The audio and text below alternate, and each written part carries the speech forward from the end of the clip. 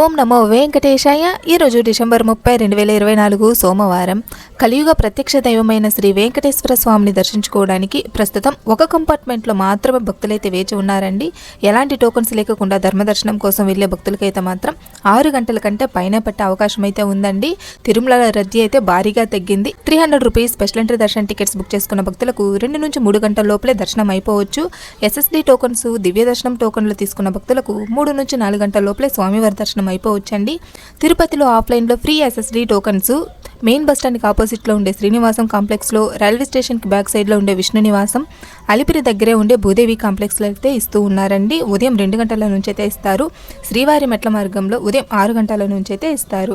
నిన్నటి దర్శన వివరాలు: 84,950 మంది స్వామివారిని దర్శించుకున్నారు. తలనీలాలు 21,098 మంది సమర్పించుకున్నారు. నిన్నటి మొత్తం ఉండి కానుకలు 3,80,00,000 అయితే వచ్చాయి.